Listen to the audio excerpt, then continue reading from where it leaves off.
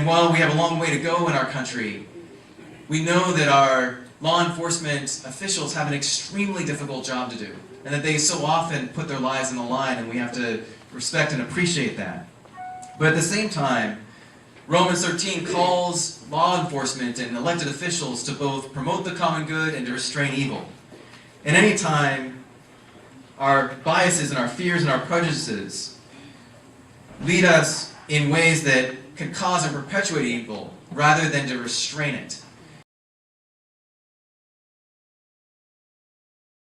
I have a perspective from the police that I think largely our effort is great to try and build a relationship with the community. I'm not always sure I can trust exactly how it's being received.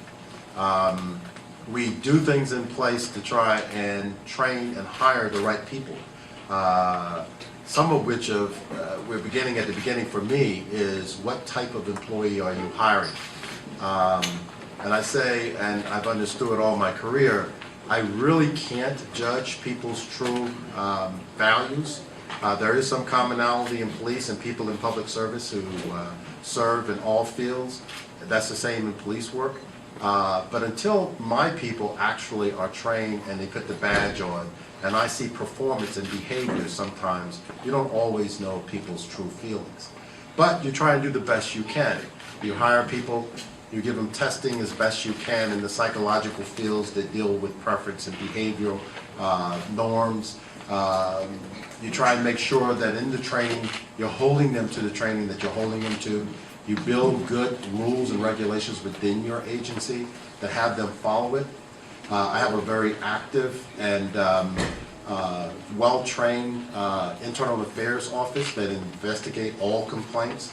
You set up systems so that the citizen think, or I shouldn't say citizens, actually a resident, think that they've been harmed, that you can complain to us and hopefully get an objective opinion back on whether the employee did something right. Whether it's civilian or sworn, because we service a lot of people coming into our police stations also.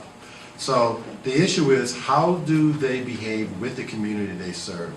And you start with the premise and the mission statement for the people you hire by saying you are indeed here to serve, you know, and you're hoping they maintain that framework of mind, because that's critical that when they leave our police facility that they understand that they are indeed serving people. Right.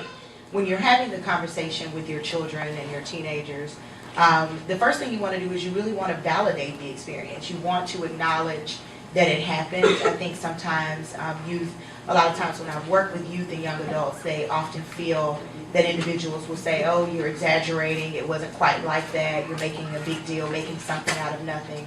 And that's not quite the case. I think they need to be very much so validated, they need to be heard. All of their feelings and all of their concerns almost need to be emotionally dumped, so to speak, what we would call a catharsis.